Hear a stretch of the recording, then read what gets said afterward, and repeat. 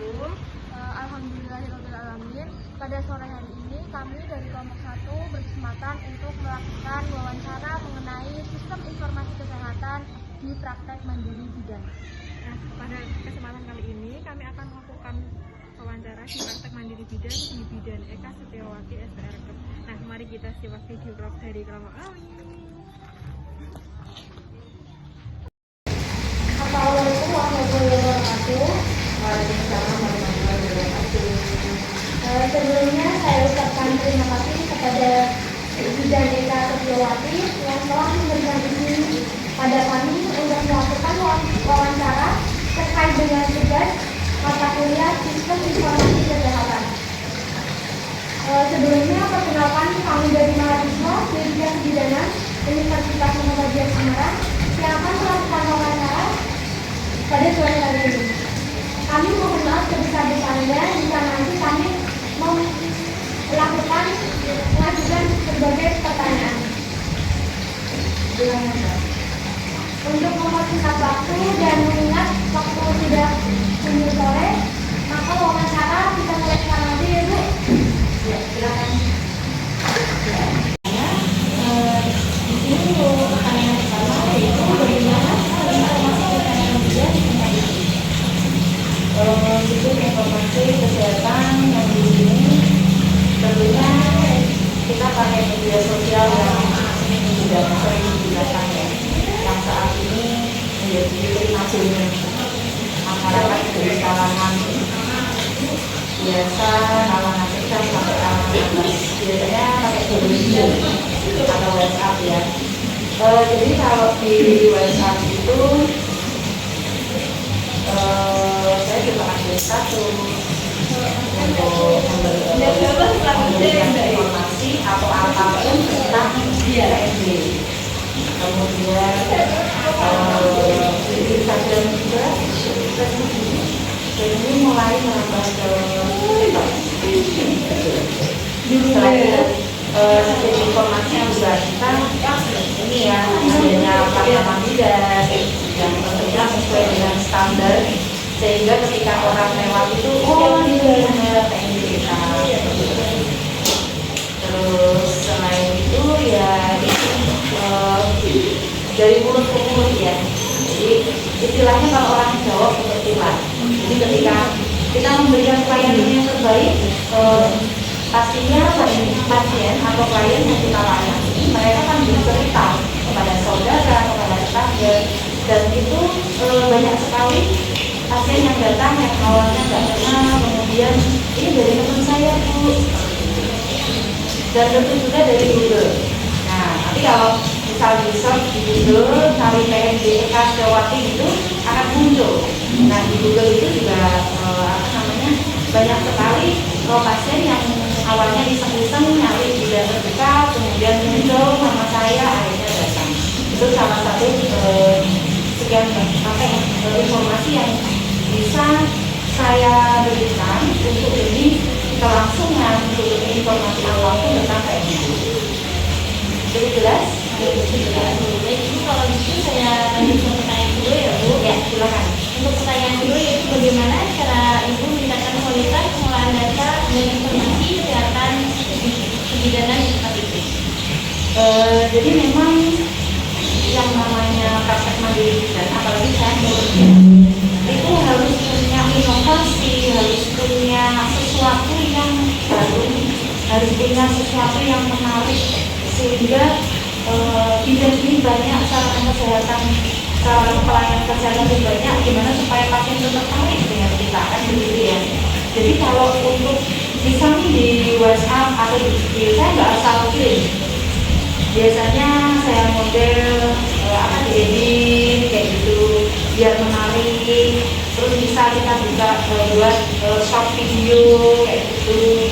Terus misal kalau foto ya biasanya saya edit biar cantik. Nah, untuk contohnya seperti apa nanti bisa dicek di IG sama FB saya, juga di status WhatsApp. Oke, sudah jelas? Oke. Jadi itu saya lanjut untuk pertanyaan yang ketiga ya Bu. Ya, lanjut silakan. Bagaimana strategi Ibu agar dapat meningkatkan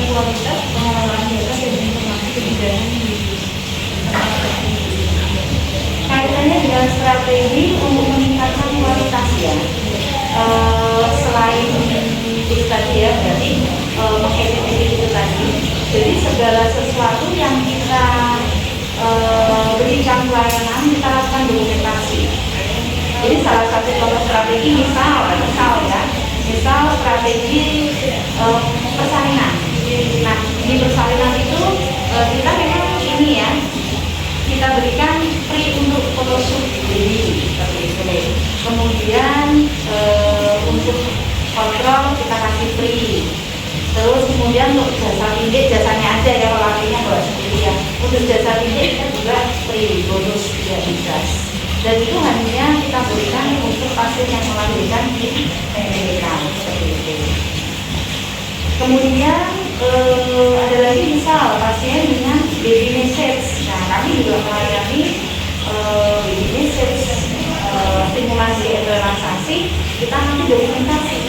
Nah kita dokumentasikan, otomatis kalau pasien kita dokumentasikan, nanti pasiennya juga ikut update, ya kan? Entah di WhatsApp-nya, entah di sosmednya yang lain, kayak gitu. Itu nanti juga akan menarik perhatian dari teman atau saudara yang ikut ini, yang ikut lihat, yang menjadi viewersnya. Gitu. Dan masih banyak lagi sih Mbak. Kalau ini kan kaitannya dengan kualitas ini ya, informasi kebijakan ya, cara kita mempromosikan pendidikan ini. Di sini cukup jelas apa yang kita sharingkan. Oke, cukup. Saya lanjutkan ini pertanyaan yang kedua. Ya, silakan. Apakah di tempat praktek ibu ini sistem informasi manajemen dengan elektronik pembiayaan sudah mulai berjalan Bu? Terus untuk penerapannya bagaimana Bu? Kalau untuk sistem dokumentasi berarti ini kaitannya dengan pendataan ya Mbak? Dengan pendataan pelayanan kebijakan. Jadi kalau untuk dokumentasi elektronik kita sudah menerapkan tapi belum bisa full karena kan untuk pelaporan setiap bulannya kita harus lewat email. Jadi memang sudah ada formatnya, kita tinggal memasukkan email setiap bulan. Jadi di situ ada laporan kegiatan, laporan pelayanan kebijakan selama 1 bulan. Contoh misal seperti pemeriksaan ANC, kemudian laporan status, laporan imunisasi dan lain sebagainya. Dan itu nanti kita langsung kirim melalui puskesmas wilayah binaan setempat, kemudian nanti akan diteruskan ke dinas kesehatan kota. Begitu. Cukup sesuai dengan jawabannya yang diharapkan. Oke. Saya akan minta pertanyaan yang kali ini. Iya. Data kebijakan apa saja yang sudah berjalan di PMDK? Seperti yang sudah saya spill tadi ya. Jadi untuk PMDK sudah menjadi anggota Bidang 5. Tentunya untuk pencatatan dan pelaporan kita sudah sesuai dengan standar pelayanan kebijakan Bidang 5. Dan itu semua pelaporan harus lengkap. Dari mulai pemeriksaan ANC harus dicatat di buku ANC, kemudian untuk akses KB kita harus mencatat di buku KB, kemudian imunisasi, kemudian kesekolah juga melayani kita, melayani IFA, pemeriksaan IFA, kemudian apa lagi Pak yang belum imunisasi sudah. Imunisasi, data di imunisasi, kunjungan IFAS, kunjungan neonatal, kemudian bila ditemukan ibu hamil dengan resiko, kita punya buku catatan resiko tinggi. Apabila semua pasien yang di IMD pun harus kita catat, bahkan semua bayi yang diberikan ASI eksklusif pun harus ada catatannya, sampai ke neraca keuangan. Jadi kalau buku banyak, nanti kalau mau spill-nya buku banyak sampai ke neraca keuangan. Jadi kalau di Bidang 5 itu juga ada laporan tentang keuangan. Di situ ada neraca keuangan antara debit dan kredit. Ada tabel akhir gitu, ada seperti pembukaan cash lah, itu termasuk di dalam buku yang harus dimiliki oleh Bidang 5. Jadi insya Allah kalau untuk PMDK untuk pencatatan dan laporan sudah sesuai dengan standar Bidang 5. Cukup. Pertanyaan yang keenam, apa saja keunikan seperti informasi dan data bidannya yang sudah berjalan? Keuntungan SK yang sudah berjalan tentunya semua tertata dengan rapi ya. Kalau sudah berjalan itu pasti enak. Pasti ketika kita ada laporan nih, misal laporan tadi ada yang kita email, kita masih ada setnya, kita masih bersedia. Jadi kalau dibutuhkan tentunya sudah ada datanya. Kalau dari buku-buku buku-buku pelayanan pun karena kita juga lengkap. Jadi ketika banyak sekali dari institusi yang membutuhkan data itu sudah siap, sudah ready. Jadi bisa dibuka aja. Jadi baik institusi pendidikan maupun dari institusi kesehatan lainnya bila membutuhkan data yang kaitannya dengan pelayanan yang ada di PMDK, insya Allah ready. Selain itu yang kaitannya dengan informasi, promosi, tentunya kalau sudah berjalan kita makin ini yang menarik simpati dari pasien-pasien yang baru datang. Jadi prinsip kami itu kalau misal sudah ada pasien yang lama kita pertahankan, tapi kita juga berusaha untuk merangkul atau merekrut pasien yang baru. Supaya apa? Supaya PMD itu bisa berkembang. Jadi jangan stagnan pasiennya itu saja, jangan gitu. Tapi kita harus berkembang. Yang lama tetap kita perlu, kita rangkul, yang baru kita ajak untuk bergabung menjadi sahabat jaringan PMD kita. Cukup jelas? Oke, saya lanjut untuk pertanyaan kedua. Apa perlu dari informasi perjalanan yang sudah berjalan? Kalau untuk kerugian ini juga kerugian ya, lebih cenderung belum ada tim khusus yang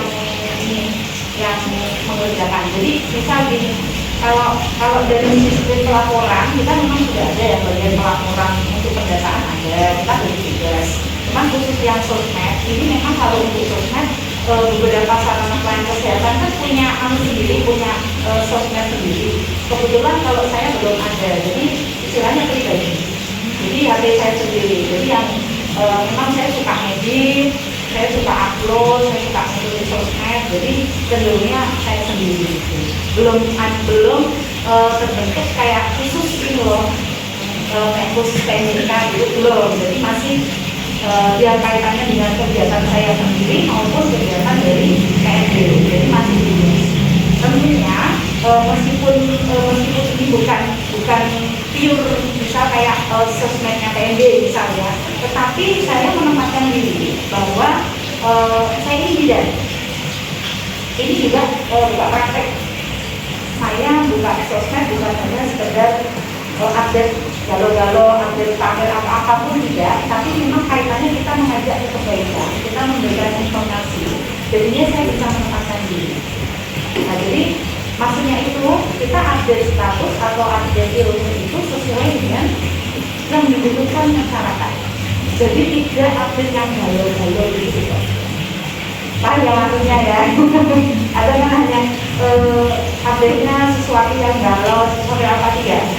Meskipun campur antara PMD dan kegiatan saya pribadi, tapi kan kaitannya tentang kesehatan, kaitannya tentang pendidikan seperti itu. Ada lagi kan? Pertanyaan terakhir, bagaimana untuk perkembangan sistem informasi kesehatan sekarang sudah banyak ya, di aplikasi-aplikasi sudah banyak sekali. Memang mungkin belum familiar, misal kayak KB, kayak X-Medical itu sebenarnya ada aplikasi-aplikasi itu sebenarnya bisa didownload juga ya ke masyarakat, tapi memang belum familiar.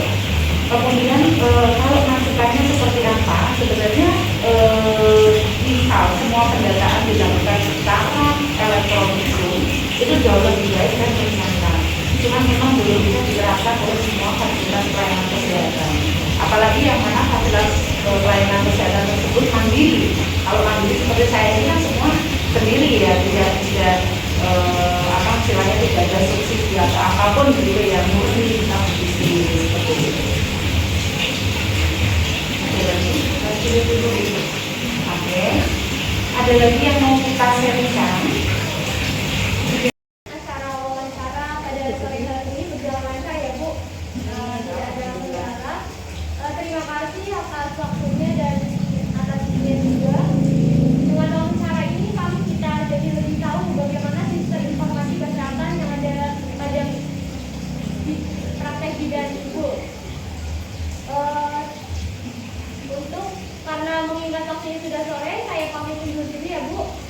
Mohon maaf bila ada kesalahan atau kata yang kurang berkenan pada Ibu. Saya akhiri sesi wawancara pada